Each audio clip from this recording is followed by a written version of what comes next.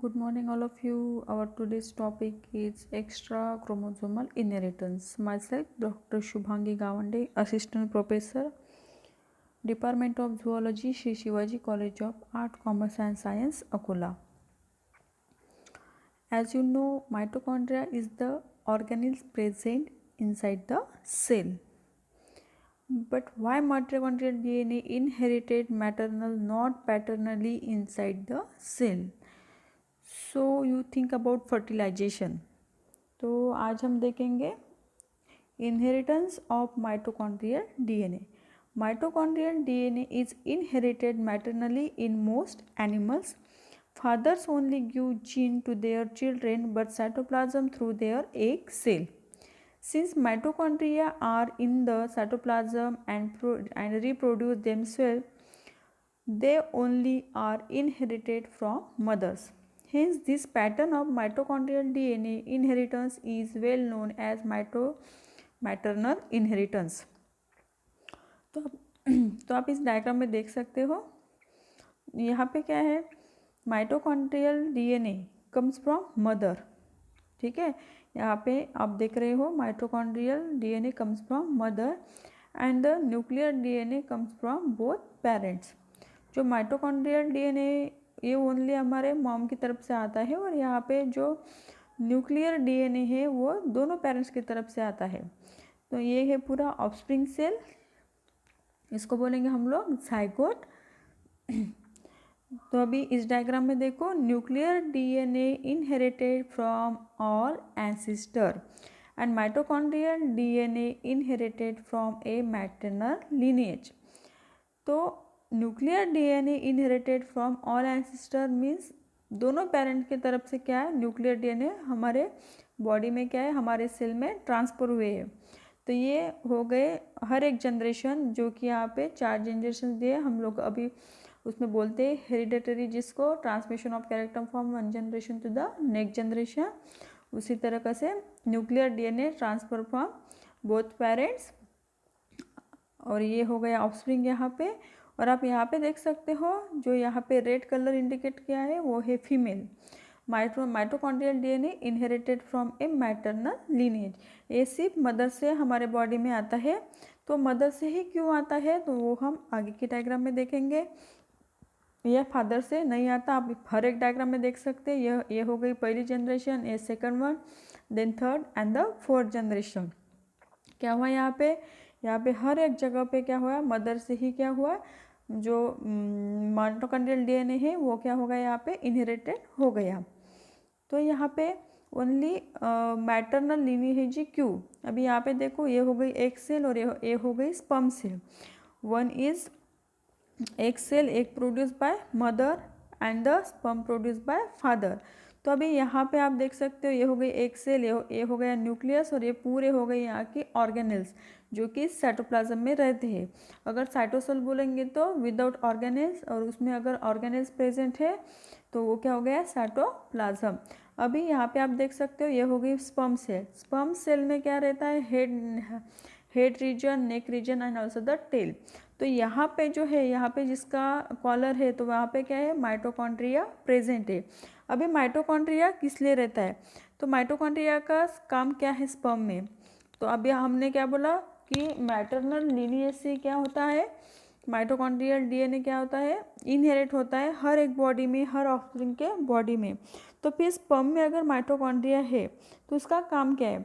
Sperm में जो mitochondria है वो क्या है, कहाँ पे प्रेजेंट है, इन कॉलर रीजन, और उसका काम है, it helps for the motility of sperm, they gives energy. क्या है, मोटिलिटी का काम करता है, और क्या करता है, स्पर्म को एनर्जी देने का काम करता है.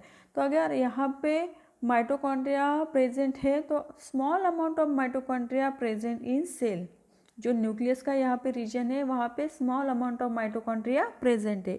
और हम लोगों को पता है, जब स्पर्म यहाँ पे अटैच होता है, किसमें, एग में अटैच होता है, जब जाइगोट तैयार होता है तो क्या प्रोसेस होती है करके.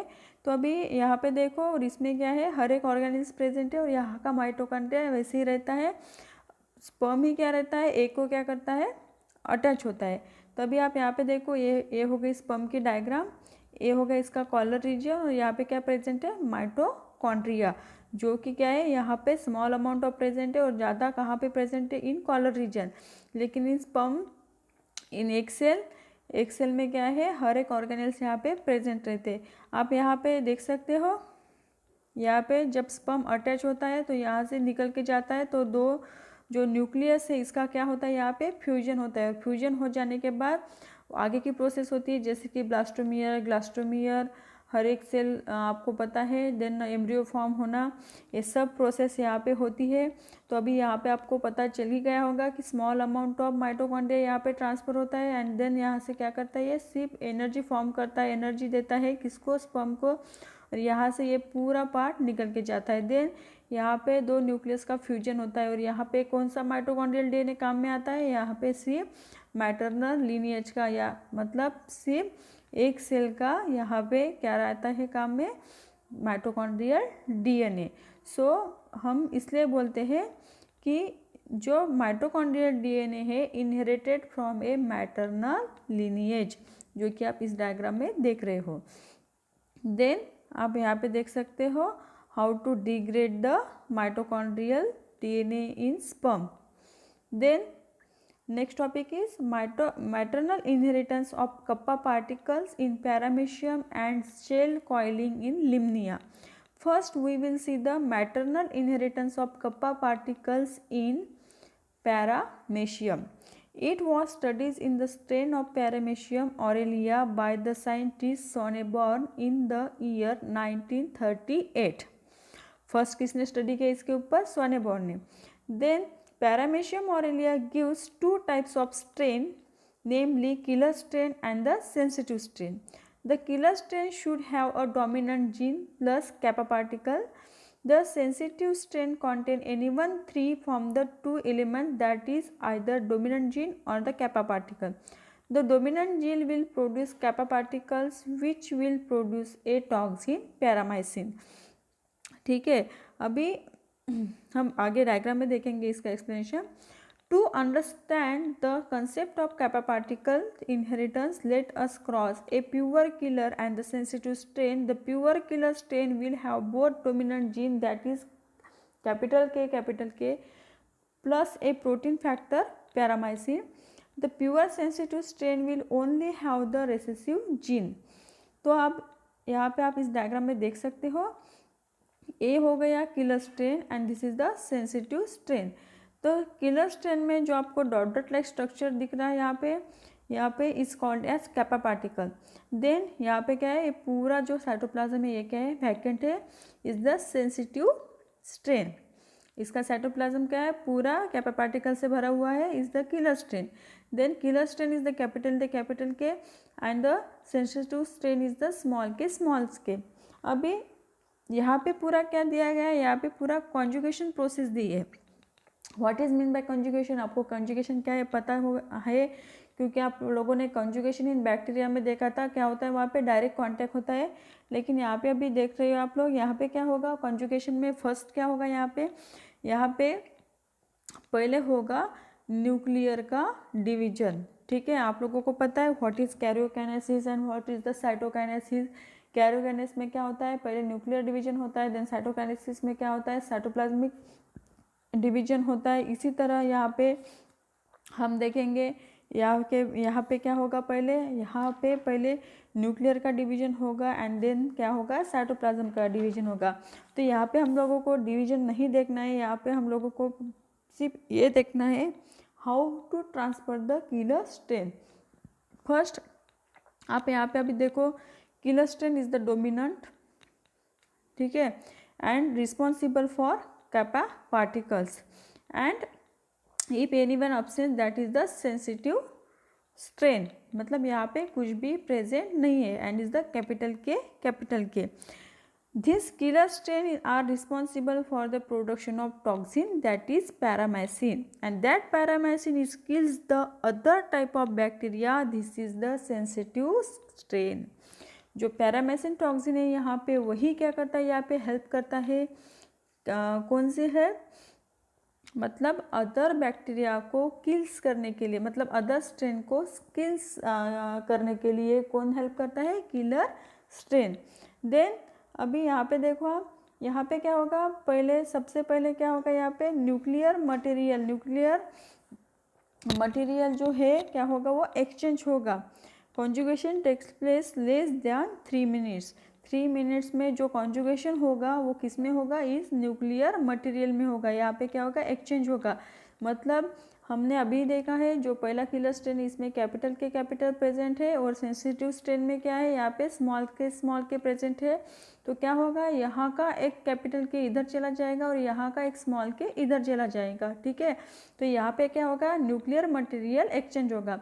जब न्यूक्लियर मटेरियल एक्सचेंज होगा, हमने अभी क्या देखा, साइटोप्लाज्म में प्रेजेंट है क्या, कैपा पार्टिकल, यहाँ पे क्या है, अब्सेंट है, और यहाँ पे क्या है, प्रेजेंट है। लेकिन अभी क्या हो रहा है, यहाँ पे लेस देन 3 मिनट्स, यहाँ पे only kappa particles nuclear material में क्या, सॉरी, यहाँ पे क्या होगा, ओनली न्यूक्लियर मटेरियल क्या होगा, एक्सचेंज होगा। अगर न्यूक्लियर मटेरियल यहाँ पे एक्सचेंज हो रहा है तो क्या होगा, यहाँ पे एक कैपिटल के स्मॉल के रहेगा, यहाँ पे एक कैपिटल के स्मॉल के रहेगा, साइटोप्लाज्म एज इट इज रहेगा। अगर साइटोप्लाज्म एज इट इज है तो फिर क्या है, इसमें कैपा पार्टिकल्स प्रेजेंट है इसलिए किलर स्ट्रेन है, और यहाँ पे कैपा पार्टिकल एब्सेंट है इसलिए ये सेंसिटिव स्किन है। Exconjugant no cytoplasmic exchange. ठीक है, यहाँ पे साइटोप्लाज्म एक्सचेंज नहीं हुआ। लेकिन आप यहाँ पे देख सकते हो, यहाँ पे अभी क्या हो गया, यहाँ पे साइटोप्लाज्म एक्सचेंज अगर हुआ है तो क्या होगा, साइटोप्लाज्म एक्सचेंज होने के बाद अगर एक कैपा पार्टिकल इसमें इस साइटोप्लाज्म में चला जाएगा तो इसको हम क्या बोलेंगे, ऑल्सो किलर स्ट्रेन। लेकिन अभी इस डायग्राम में भी नहीं आपको दिख रहा है, इसमें भी नहीं और इसमें नहीं, पूरे क्या है, वैकेंट है, एक ही इसमें कैपा पार्टिकल प्रेजेंट नहीं है। तो ये पूरे क्या हुआ है, सेंसिटिव स्ट्रेन। लेकिन इसमें आप लोगों को कैपा पार्टिकल दिख रहा है, ये क्या हो गया, किलर स्ट्रेन।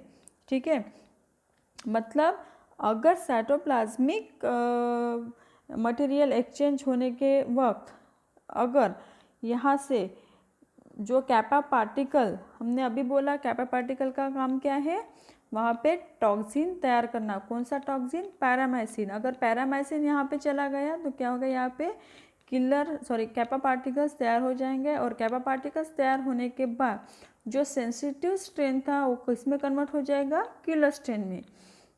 ठीक है, तो अभी आप इस डायग्राम में देख सकते हो, यहाँ पे मतलब एक कलरफुल डायग्राम है तो आपको समझ में आएगा। अभी मैंने क्या क्या, अगर यहाँ पे जो न्यूक्लियर एक्सचेंज होता है लेस देन 3 मिनट्स बोला था मैंने, लेस देन 3 मिनट्स में क्या होगा, ओनली न्यूक्लियर मटेरियल एक्सचेंज। ठीक है, न्यूक्लियर मटेरियल एक्सचेंज मतलब अब इधर का के इधर चला जाएगा और इधर का के इधर, मतलब स्मॉल के इधर आ जाएगा और कैपिटल के इधर चला जाएगा। मतलब डोमिनेंट और रिसेसिव क्या करेंगे, इधर उधर चेंज होएंगे। और उसके बाद क्या होगा, देन अगर मोर देन 3 मिनट्स है, उससे ज़्यादा वक्त, तो अगर उससे ज़्यादा वक्त हो तो क्या होगा, वहाँ पर फिर साइटोप्लाज्मिक मटेरियल जो वो क्या होगा, एक्सचेंज होगा। अगर साइटोप्लाज्मिक मटेरियल एक्सचेंज हो गया तो फिर क्या होगा, एक कैपा पार्टिकल जो है वो टॉक्सिन जो है पैरामाइसिन, वो किस पे इन्फेक्ट करेगा, इस पे इन्फेक्ट करेगा, और वो करने के बाद कैपा पार्टिकल यहाँ भी फॉर्म हो जाएगा and sensitive strain is also convert into killer strain. लेकिन यहाँ पे एक भी पार्टिकल्स नहीं है। ठीक है, तो यहाँ पे एक भी पार्टिकल नहीं है, तो इसलिए क्या है, सेंसिटिव स्ट्रेन है, क्योंकि ओनली यहाँ पे क्या हो गया, nuclear exchange, not cytoplasmic exchange. दिख रहा है आप लोगों को, कैपिटल के स्मॉल के, कैपिटल के स्मॉल के, only nuclear material exchange, not cytoplasmic material exchange. ठीक है, तो ये हो गया हम लोगों का अभी maternal inheritance in paramecium. Then shell coiling in Limnaea. ठीक है, in snail gastropods the shell is spirally coiled. Snail exhibit two types of coiling their shell. Shell coil to right is dextral and shell coil to left is sinistral. ठीक है, अभी यहाँ पे क्या बोला, अगर राइट साइड में shell है तो इज कॉल्ड एज डेक्स्ट्रल, अगर लेफ्ट साइड में है तो इज कॉल्ड एज सिनिस्ट्रल। ठीक है, the gene for dextral coiling is dominant. जो डेक्स्ट्रल कॉइलिंग का जीन है is the dominant, and for sinistral coiling is the recessive, means the small D. Dominant is the capital D and recessive is the small D. Boycott and the driver 1923 showed that the character of coiling is determined by the gene of the mother and not by the individual's own gene। ठीक है, अभी यहाँ पे भी आप देख रहे हो फिर से क्या आ गया, मदर का ही जीन आ गया। मदर का ही जीन यहाँ पे क्या है, पूरा रिस्पॉन्सिबल करेगा। और पहले भी हमने वही देखा, अभी भी हम लोग वही देख रहे हैं कि यहाँ पे क्या है, मदर का जीन ही क्या है यहाँ पे रिस्पॉन्सिबल है। ठीक है, यहाँ पे आप देख सकते हैं, it is the female gamete which carries both nuclear and the cytoplasmic material. Cytoplasmic material आ गया ध्यान में आप लोगों को। साइटोप्लाज्मिक एक्सचेंज जब होता है, आप लोगों ने यहाँ पे भी देखा था, यहाँ पे भी क्या बोला मैंने, जब साइटोप्लाज्मिक एक्सचेंज होगा तभी कपा पार्टिकल्स क्या होगा, इसमें से इसमें चला जाएगा।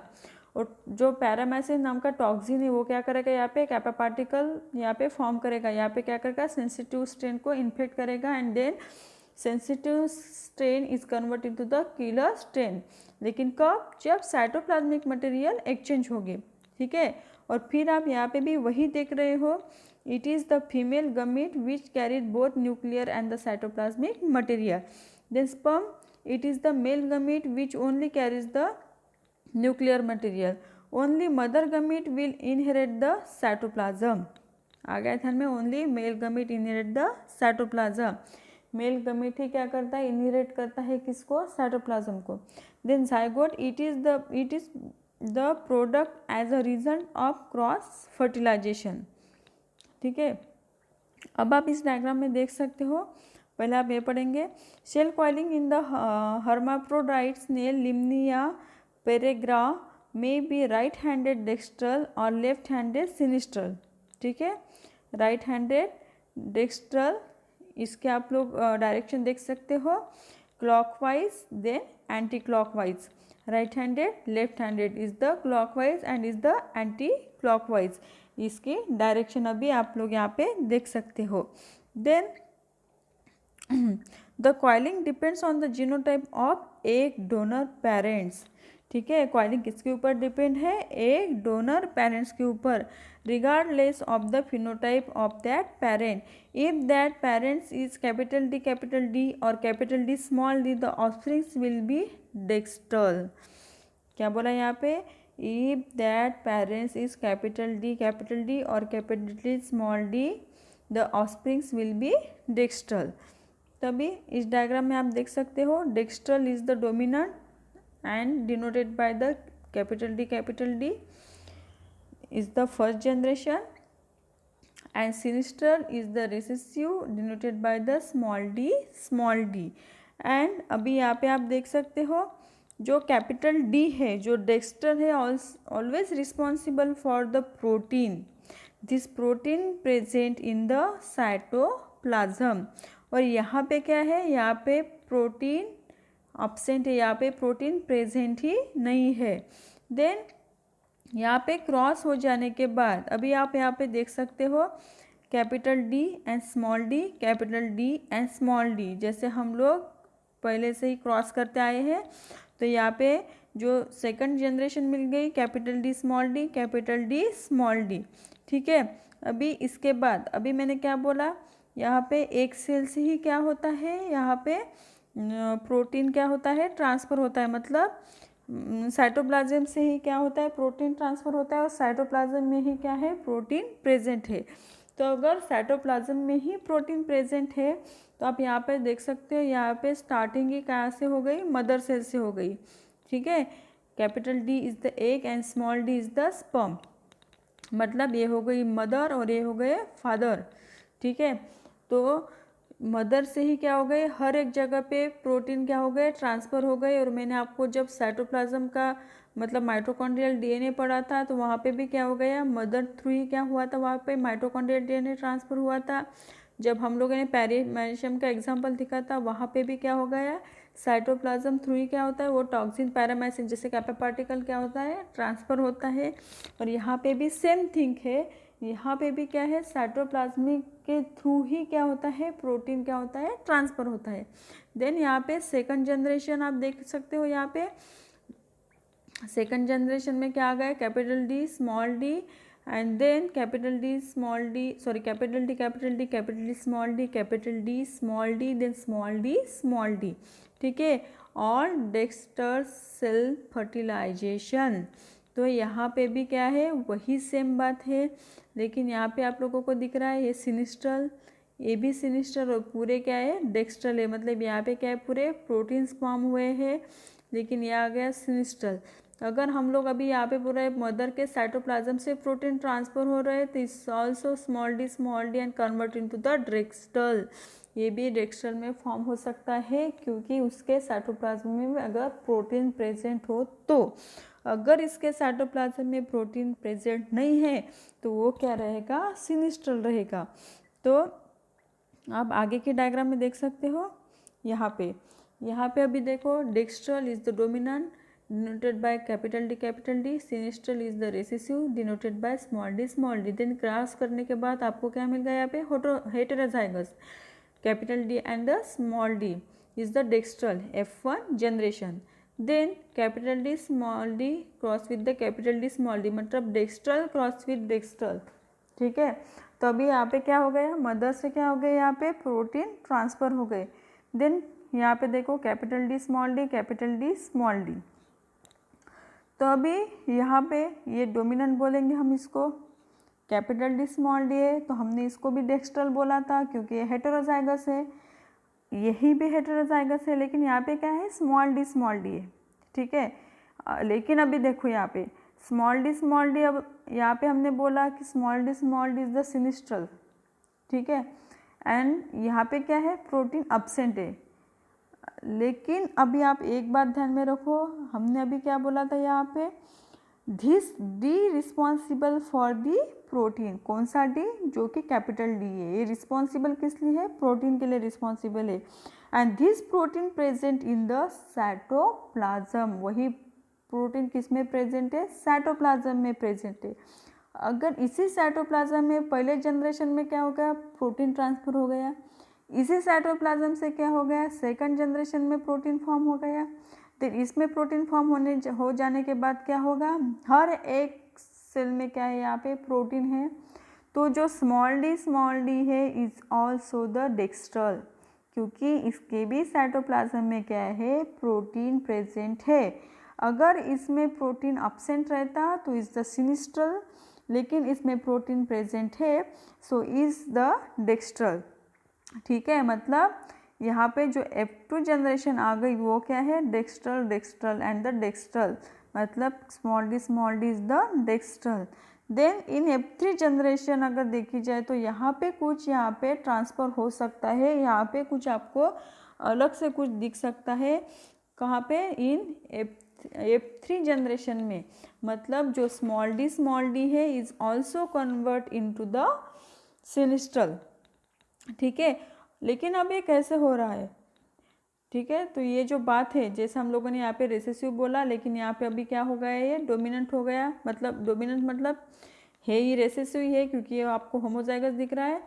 लेकिन जो डेक्स्ट्रल यहाँ पे आ गया, डेक्स्ट्रल किस लिए आ गया, क्योंकि मदर के साइटोप्लाज्म से यहाँ तक क्या हो गया, प्रोटीन ट्रांसफ़र हो गया, ठीक है। तो यहाँ पे अगर F3 जनरेशन में क्या दिख रहा है, सिनिस्टर, तो ये डिपेंड किसके ऊपर है, इसको क्या बोलेंगे हम लोग, इसको बोलेंगे हम लोग प्री डिटर्मिनेशन। अगर मदर में प्रोटीन है तो क्या है, डेक्स्ट्रल है, अगर प्रोटीन नहीं है तो फिर क्या है, सिनिस्ट्रल है। लेकिन इसके बाद ये हो सकता है F3 जनरेशन में एक इसमें प्रोटीन नहीं हो तो वो क्या होगा, सिनिस्ट्रल होगा, ठीक है। मतलब pre decided by the weather, depend on pre decided by the weather, मतलब नो प्रोटीन इन फीमेल तो सिनिस्टर रहेगा, अगर प्रोटीन प्रेजेंट हो तो क्या रहेगा, डेक्स्ट्रल रहेगा। तो ये हो गया हम लोगों का आज का टॉपिक। सो यहाँ पे जो है small D should be sinistral according to our knowledge, but here come maternal effect, ठीक है। अभी ये पूरा क्या हो गया, यहाँ पे मैटरनल इफेक्ट हो गया, जो इस मदर के एक सेल से क्या होगा, यहाँ तक पूरा क्या आ गया, प्रोटीन आ गया। अगर यहाँ से ही प्रोटीन नहीं आता था तो ये किस में कन्वर्ट हो जाता था, सिनिस्ट्रल में। सो यही हमने यहाँ पे पढ़ा कि मैटरनल इनहेरिटेंस क्या है करके, what is the difference between the maternal inheritance and the paternal inheritance. ठीक है, थैंक यू।